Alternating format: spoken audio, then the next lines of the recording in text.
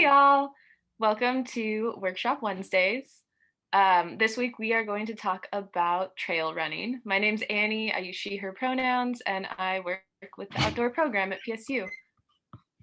Hi everyone, my name's Tamara. I use she, her, hers pronouns, and I also work at the outdoor program. So what are we covering today? Today we are going to talk about what gear you need to trail run, where you can buy that gear, or rent that gear, some of the places that you might go for those first runs, how to fuel and stay hydrated while running, some safety, weather concerns, and conditions that you need to watch out for, potential running groups that you could join, and then also some common injuries that we'll see in running and how we can work to mitigate them. So the most important thing that you have to remember as you start out with trail running is to have the right mindset. So essentially, anyone can trail run regardless of your pace, distance, the elevation you go, heart rate, fitness level, experience, etc. It's really a sport that I've learned over the years that is supposed to be enjoyed. Enjoy the time outside, the trails, and just all the meditative aspects of it. So that's the most important thing to remember as you just start out with trail running. All right, so it's also pretty important to bring the right gear when you go outside. The most important of these being your trail shoes. So unlike running shoes that you would wear in a city or on roads, trail shoes have thicker soles with more rugged rubber on the bottom that usually have pretty cool patterns, like you can see in that photo up top. And these make sure that you stick to slippery rocks, to mud, to dirt, to everything that you're going to encounter while running on um, outdoor terrain. So when you're thinking about getting that shoe, there are a lot of stores in Portland that'll offer personalized like gait analyses where you go in to buy a pair of shoes and they'll help you find ones that are best for how you run, the size of your foot, things like that. So shoes are going to be your top priority here. You can definitely get away with street or street running shoes, say in the summer or maybe in the fall in Oregon, but especially in the winter, it can get very muddy and rainy around here. So make sure that you have grippy rubber. This is also pretty important if you're ever encountering like a little light dusting of snow on any of the trails, because that can get slippery very quickly. In terms of clothing, not a lot changes from how you would dress for a regular run. You're going to wear usually an athletic top. It can be a long sleeve, a short sleeve, a tank top. It depends on your weather. You probably want something that's going to wick the sweat away from your body. So think polyester, think synthetic materials. Cotton is really slow to dry, so I don't recommend cotton. I usually go out in a hat and if it's sunny, sunglasses. And then I'll usually wear shorts on the bottom. If it's the winter, I may be thinking about wearing pants and then layering beyond that. So long sleeves, jackets, raincoats, hats, gloves, anything. Even though you'll warm up pretty quickly while running, it's important to have all the layers necessary just in case.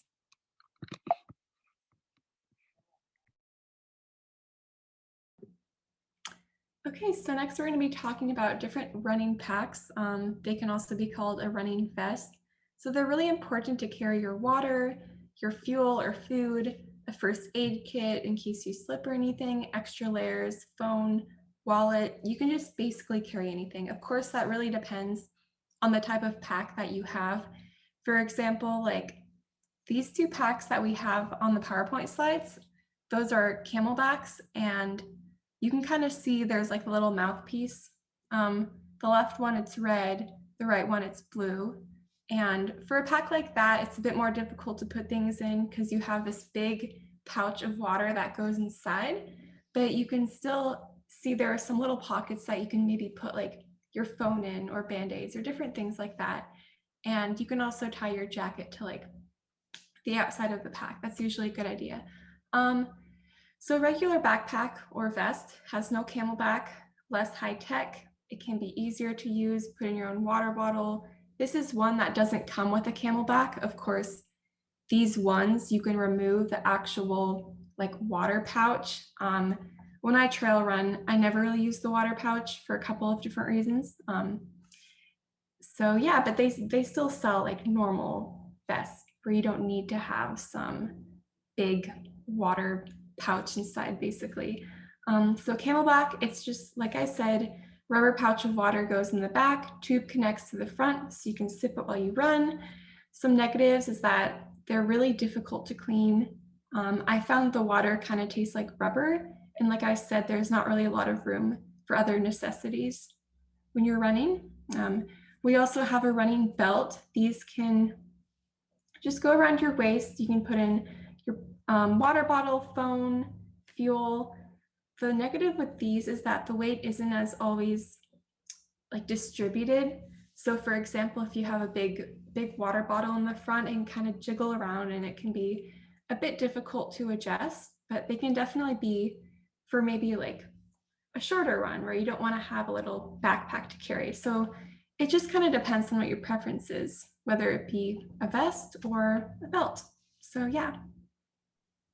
I'll also say, if you do run in a running backpack or vest, the top priority is that it doesn't bounce as you run, because that can get extremely annoying over distances. So if you do go to a store or rent one out, jump around in it to make sure that it fits your body and that you can keep everything pretty close in. So finally, the one of the most important things, aside from the shoes, that you're gonna need are socks. You want tight-fitting socks. It doesn't matter what length they are. I tend to go for like a mid-calf, but whatever works for you.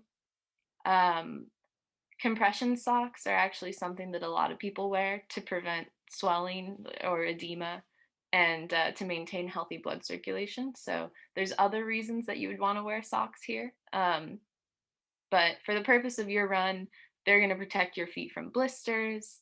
They're going to keep you warm and dry, and they're how you make your shoes fit. So socks. As a little tip, a lot of people run with watches to track their distance and time. You don't need to do this. Um, I sometimes bring my phone with me so that I don't get lost. I sometimes bring a watch with me so that I know how far I've gone. But it's not a necessity when going out on a trail run.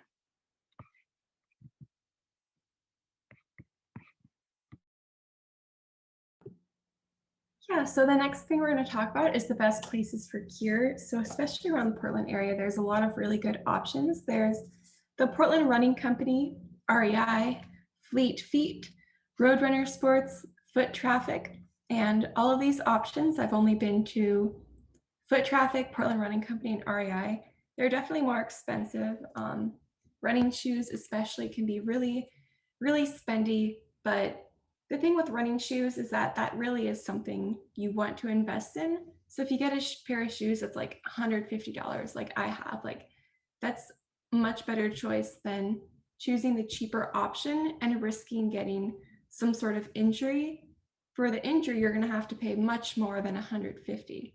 So I think that's something really important to remember is that if you're able to afford something more expensive, that's definitely an option that you could take because in the long run, not pun not intended, it's going to be really important, just to have really good shoes, even if it feels like this is really expensive, right? If you want some other kind of more affordable options, there's Next Adventure. They have a basement of used gear, and in that area, there's usually like little running backpacks. They don't come with a camelback. They have like, leggings. I'm sure they have socks. They have buffs, kind of what Annie has put around your neck. Yeah, and they just have a lot of really good options. Goodwill can also offer some really good running clothes. I've gotten from them quite a few times, like different shorts, shirts, leggings, long sleeves. However, it's really important to remember that you should not buy shoes secondhand. They've been worn a long, long time. You might see running shoes at Goodwill sometimes, but definitely don't get them because they're just, it's just not a good idea. You know, the person before likely ran a lot in them, and it's just not really, it's not ideal. So, and if you also need more help finding the right shoe for you, we have a link here. It just kind of goes into more detail about what we talked about, you know, like finding the right shoe based on the different type of trail that you're going to be going on. Awesome. So now we're going to talk about fueling and hydration while on the trail, which is super important because when you're exercising, your body burns a lot of sugars or carbohydrates. Um, so first and foremost, you need to make sure you're drinking water. Plan to be drinking 10 to 27 ounces per hour while running. This is like 1 to 3 cups. Obviously, that's an ideal situation. So if it's a really hot day, think about needing to maybe bring more. Or if you're going to climb a mountain, you're probably going to need more water than if you're running on a like flat esplanade, say. So, moderate this plan to whatever you're going out there to do. In terms of food, if you're running less than an hour, or I shouldn't say if you are running. When I run less than an hour, I typically don't bring food with me for those shorter distances. However, once I get up into the like 45 minutes or longer, I'll start packing carbohydrate dense gels or shot blocks or bars or candies to keep myself going. So this usually works out to be 80 to 100 calories every 20 to 30 minutes. Um, so you're eating pretty consistently during the course of your run. I think a lot of people use these like gels and shot blocks because they are so small for packing such a big punch. So you'll get a lot of calories and a lot of sugars to help your body work. But you carry something that weighs the same as like a post-it note. Um, you want to think that said, they're not necessary. There are a lot of other foods that you can bring on the run that aren't like fancy specialized running foods. Most importantly, you want to be thinking about getting sugars, which come from carbohydrates, in during your run, and then proteins and fats before and after to help you recover. So you might hear or you might have heard of the word carbo loading before, which is when runners or athletes will eat a lot of carbohydrates the night before a big event. So, like pasta, potatoes, something like that, just so their body has that extra stored energy ready for their big run tomorrow.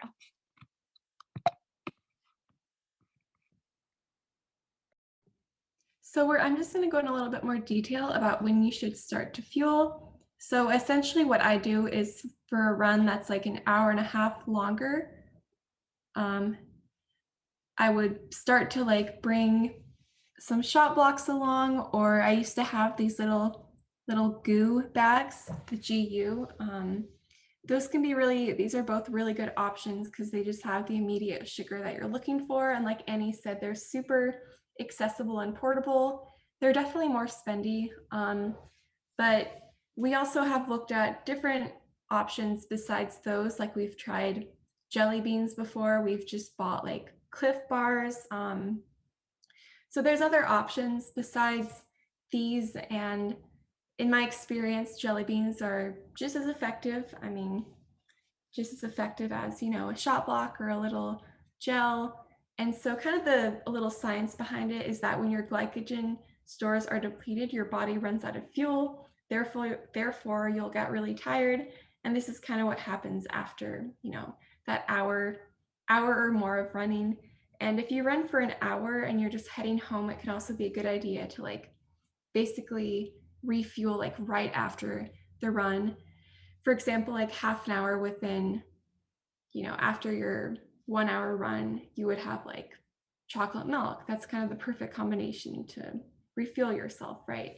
So Here at the bottom, we just say like, take a gel, shot block, waffle per hour to stay fueled. There's also the honey stinger waffles. I do like the waffles a lot because they're a little bit easier on the stomach for me. And when you have that on the package, they usually like have a recommended amount of water to drink with it. So it's really good. Just don't have them on an empty stomach. Don't just have it and don't drink anything. You should definitely drink plenty of water with it. And it's also really important to practice fueling because it can definitely be a bit tough on the stomach at first. So it's a really good thing to just kind of practice getting used to and really see what type of food or fuel really works best for you on your run. All right, let's talk weather. So obviously, when we go out for trail runs, we are in the outdoors and we are exposed to the elements. So it's really important to be thinking about the weather when you're planning to head out. So some of the things you need to watch out for that are related to weather, the screaming barfies, which is as bad as it sounds, is the sensation you'll get in your hands and feet after they've been cold for a very long time and then begin to warm up again. And the sensation of blood flow returning to your extremities is excruciating. So you've probably felt this before when like a leg fell asleep and then you start to get the pins and needles sensation of it waking back up. That can happen to an extreme degree while out in the elements. So for this, you want to be thinking about how can I keep my hands and feet warm.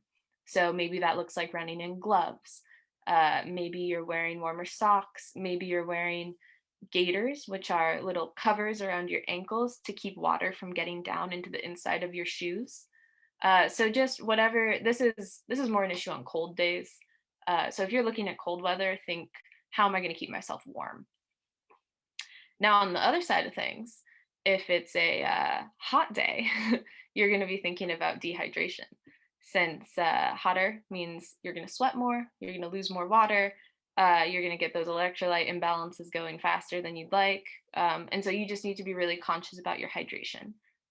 These are also the days when you're probably wearing less clothing. So you also need to be thinking about like sunburns or um, maybe are you running in direct sunlight versus are you running on a shaded trail? So you can kind of moderate your plans depending on what you see in the forecast. Um, I think it's worth mentioning, since we live in Portland, that rain is a constant for trail runners. So you're going to get very muddy. And you want to keep your feet dry. You want to keep your body dry because that will keep you warm.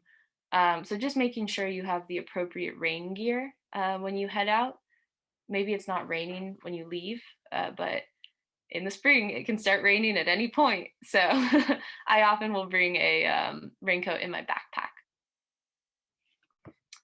Also, it can be a good idea to bring along um, like analgesics like ibuprofen or anti allergy medication like Benadryl, just in case you are running into any sort of environmental condition that's going to cause a reaction.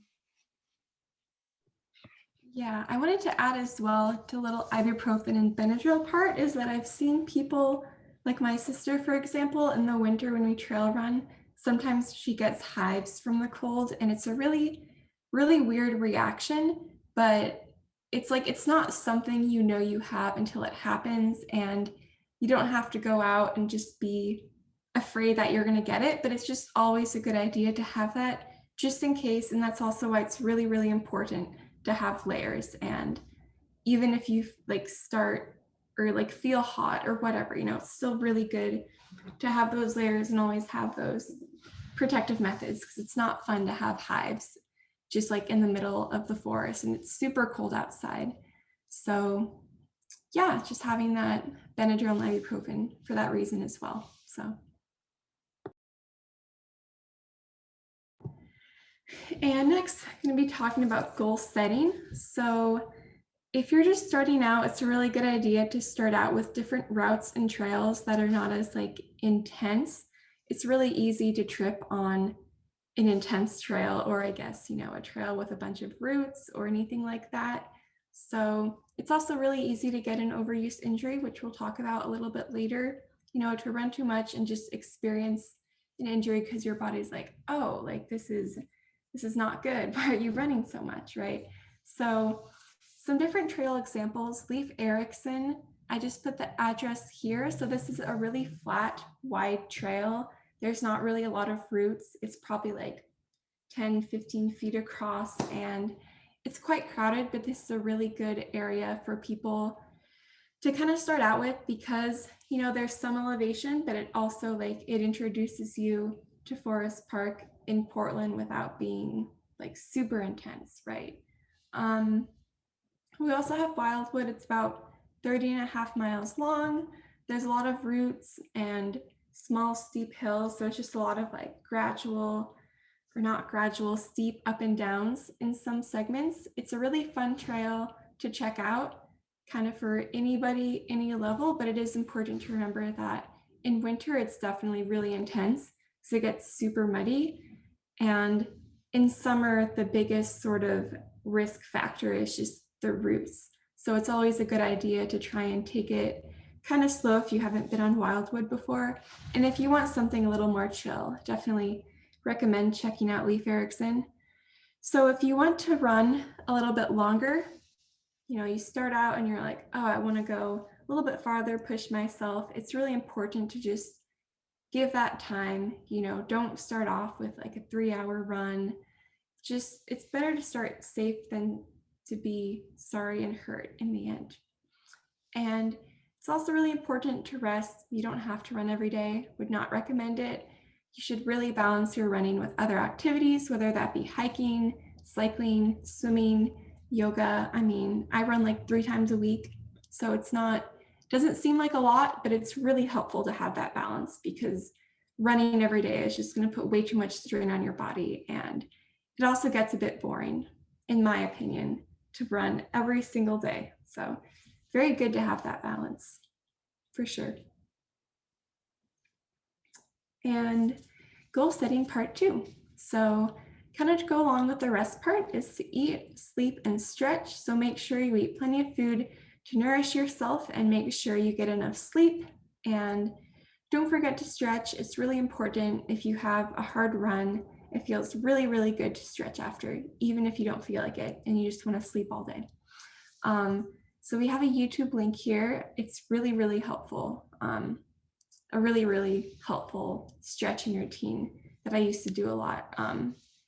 It's with this guy named Tim, and it's like a 20-minute stretch that you can do after a run.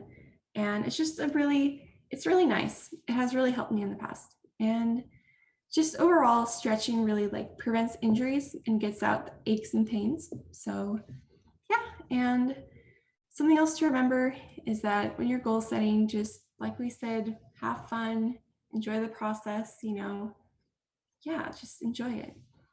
And the last kind of segment we have here is about hills. Have a nice little picture about hills. Um, so something really important to remember is that if you encounter a hill, you don't have to run or jog up. I really noticed that when I go up a hill, sometimes I can walk faster. So if you find a really steep hill and you want to walk, like you don't have to run. Like it's not a race, just take your time and yeah, just speed walking or just normal walking up is totally fine. And something for me, if I look up the hill, I always compare how far I have to go. So kind of keep your eyes on the ground, but at the same time, make sure that you're not running into anyone. So the next kind of piece of advice is just to breathe, take it easy. Like we said, there's no need to rush and just try and take it at your own pace. I'll also add that while people who run on roads tend to run up hills, it is very common in trail running to walk for so many reasons, like roots, hills, weather, exposure, any reason. So really don't be afraid to walk. Like, do what you need. So on that note, I'm actually going to talk about some of the injuries that often happen while running. Um, tree roots being a big one that you'll encounter here in Portland. So number one running injury is going to be sprained ankles. Um, People who roll their ankles tend to do it again. You can see there the recurrence rate is about 73%, which means if you have rolled your ankle once, uh, there is almost a 3 in 4 chance that you will have it happen again.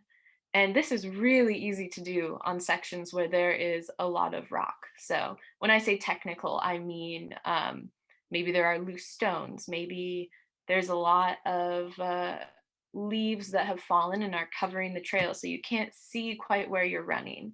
It can be tree roots. It can be that it's twisting a lot. There's a ton of reasons that trail running is much harder than road running, and I think this is one of the primary reasons within that. So be careful. Go slow when you need to. The best thing you can do is watch your feet on the tough sections. Sometimes I laugh because this means that during the most like scenic parts of a run, you're just like staring down. But keep yourself safe. Do whatever you need to do. You also see a lot of folks get plantar fasciitis or Achilles tendonitis, both of which are caused for many reasons, but primary among those being that people don't stretch after they run. So when you run, you use a certain set of muscles and you don't use other ones. And so over time, you can over strengthen some and weaken others just through consistent use of one set of muscles. So it can be really important to stretch to make sure you're working out imbalances. And this will keep your legs healthier than anything. And then last one that happens to a lot of folks is IT band injuries and hip pain. The IT band being right around that hip as well. And this happens often because people start increasing their mileage too quickly. So I want to talk very briefly about the idea of the 10% rule, which is like any rule, not actually a rule, it's a guideline. But you should never increase your longest run by more than 10% from week to week. So try to move up slowly in a way that's going to protect your body from overuse injuries. Um, the bottom line here being that recovery and prevention are, I would argue, more important than rehab after you've gotten an injury, because running is effectively breaking down your muscles in a pretty intense way during the course of your workout.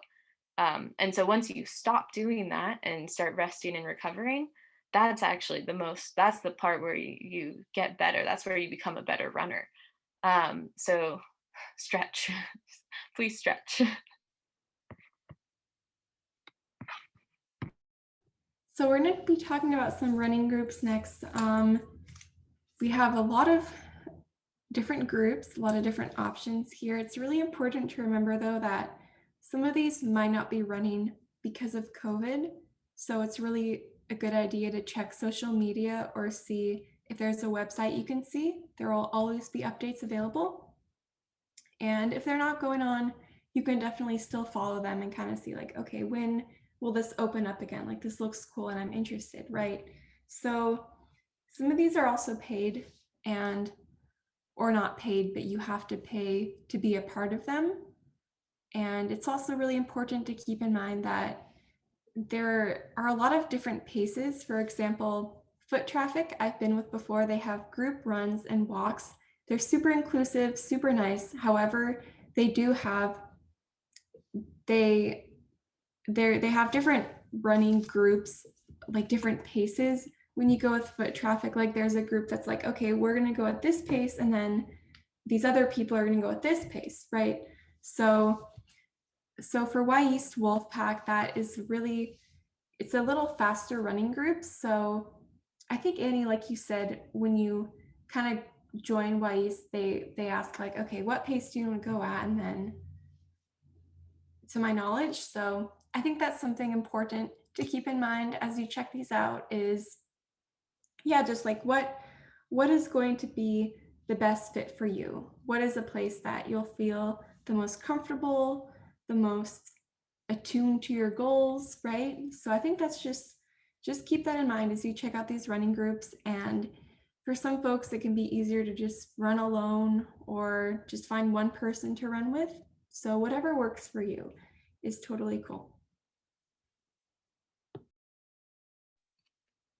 So, if you do choose to go out on your own, which is great, highly recommended, there are tons of places around the Portland metro area that you can get running. So, we're just going to talk about a few of them here. I would highly encourage you to start Googling. There are some really great applications, some awesome websites like All Trails, Caltopo, Gaia, or even just like hiking websites, honestly, that can get you on the right track. You can also talk with people you know who run. Everyone will always have a route that they will recommend to you. Um, so don't take our word for it. Go find what you need. Um, Additionally, if you see any trail that is longer than you would like to go, remember you can always do part of that trail. So, for example, point two here, the Wildwood Trail in Forest Park, is 30 miles long. You don't have to do a 30-mile trail run. You can do a 2-mile trail run on 2 of the 30 miles of the Wildwood. So, just things to consider as you're searching. Um, Mount Tabor in Southeast has a 1.5-mile loop trail. It's really beautiful. Forest Park in Northwest has over 80 miles of trails, and that's where the Leif Erikson Trail is. That's where the Wildwood is. They have a lot of Forest Service roads as well. Something to consider about Forest Park is that you are either traversing along the park or you're going up and down. So if you want elevation gain, you can find it. If you want to go flat, you're probably going to be on one of the main thoroughfares, which are the Wildwood or Leif Erikson. Tryon Creek State Park is just north of Lake Oswego in Southwest. They have a bunch of little trails in there. I just picked out one that I've run before. It's called the Triple Bridge Loop, 3.5 miles long. It's really beautiful. It's right next to Lewis and Clark Law School.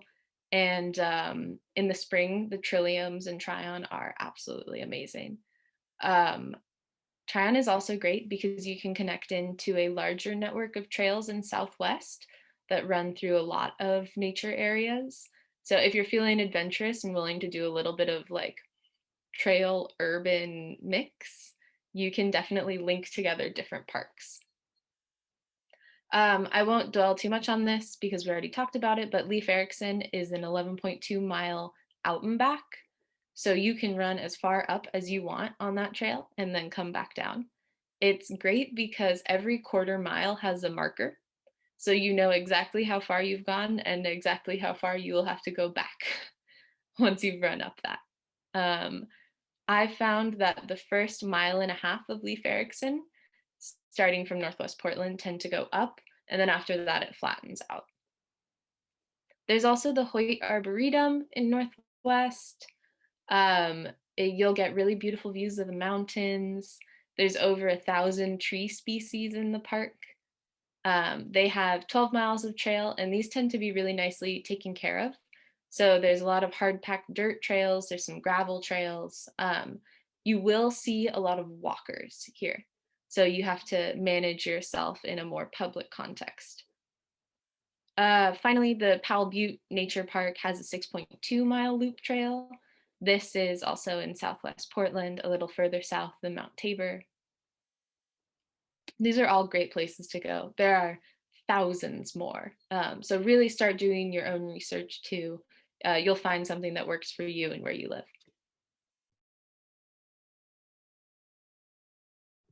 Okay, so that is all we have for you all today.